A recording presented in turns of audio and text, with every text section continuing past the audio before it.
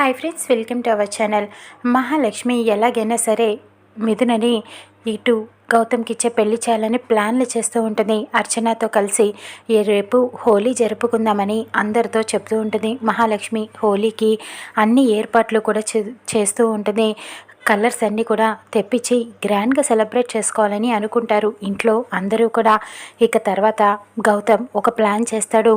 కత్తి పట్టుకొని అటు ఇటు తిరుగుతూ ఉంటాడు. రేపు హోలీ జరుగుతుంది కదా, మంచిగా సెలబ్రేట్ చేసుకుందరు కానీ అందరూ కలిసి. ఎందుకు అంటే రామ్ని నేను చంపైపోతున్నాను ఈ కత్తి పెట్టి అని కత్తి పట్టుకొని చూస్తూ ఉంటాడు. రేపు అందరూ హోలీ హడావిడిలో ఉంటారు.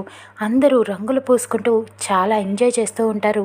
ఆ ఎంజాయ్మెంట్లోనే నేను రామ్ని ఈ కత్తి పెట్టి పొడి చేస్తాను. అప్పుడు ఎవరు నేను చేశానని అనుకోరు, ఎవరో చేశారని అనుకుంటారు. ఇక ఆ రామ్కి ఆ మిథునకి పెళ్ళి అవ్వదు.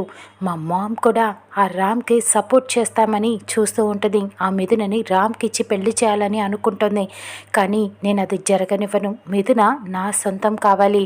ఈ రామ్ అనేవాడే అడ్డు లేకుండా ఉంటే మనకి ఈ ఆస్తి మనదే అవుతుంది, అటు మిథున కూడా మనదే అవుతుంది. కాబట్టి నాకు ఎటువంటి అడ్డు ఉండకూడదు. అంటే ఆ రామ్ బ్రతికి ఉండకూడదు.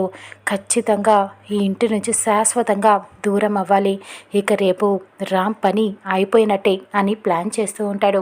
అక్కడ సీత రోడ్డు మీద నడుస్తూ ఉండగా ఒక చిన్న షాప్ దగ్గర నాగు కనిపిస్తాడు.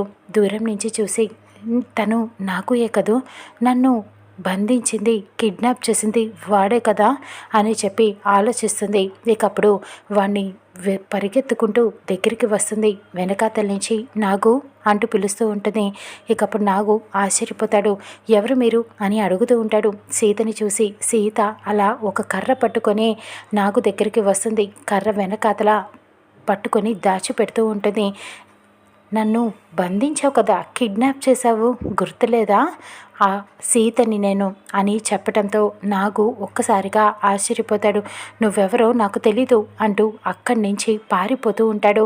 కానీ నాగు నువ్వు ఆగుతావా లేదా అని చెప్పి సీత వాడిని తరిమి కొడుతూ ఉంటుంది. ఇక వాడిని పట్టుకునే ప్రయత్నం చేస్తూ ఉంటుంది.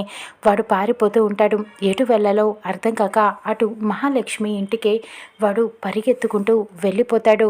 ఇక వెనకాలే సీత కూడా వాడిని తరుముకుంటూ వస్తూ ఉంటుంది. వీడు ఎక్కడికి వెళ్ళిపోయాడు అంటూ వస్తూ ఉంటుంది. ఇంత చూస్తే నాకు ఇటు మహాలక్ష్మి ఇంట్లో అలా వాళ్ళందరూ హోలీ సెలబ్రేట్ చేసుకుంటూ ఉంటారు.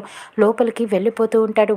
అక్కడ మహాలక్ష్మి, జన, అర్చన, ఇటు గౌతమ్, రామ్ అందరూ కూడా హోలీని చాలా బాగా ఎంజాయ్ చేస్తూ ఒకళ్ళ మీద ఒకరు రంగులు వేసుకుంటూ చాలా బాగా ఎంజాయ్ చేస్తూ ఉంటారు.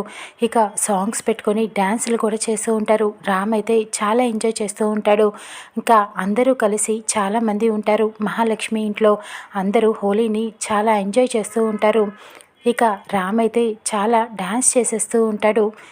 నాగు ఇటువైపుగా వచ్చి ఎవరికీ కనిపించకుండా మహాలక్ష్మి ఇంట్లోనే దాక్కొని ఉంటాడు. సీత కూడా వెనకాలే పరిగెత్తుకుంటూ వస్తూ ఉంటుంది.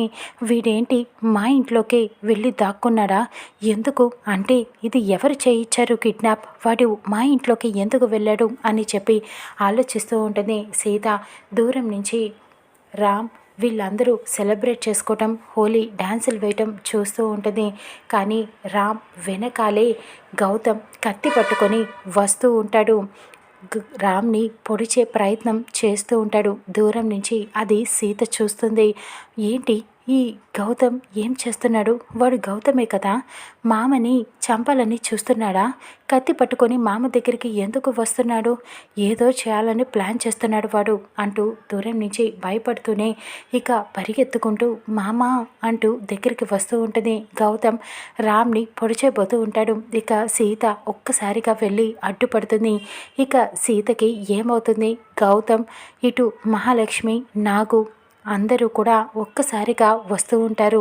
ఇక సీత పరిస్థితి ఏమవుతుంది, సీత అందరినీ పట్టుకుంటుందా, నిజస్వరూపం అందరిది బయట పెడుతుందా, లేకపోతే సీతకేమైనా ప్రమాదం వస్తుందా చూద్దాం రానున్న ఎపిసోడ్లో.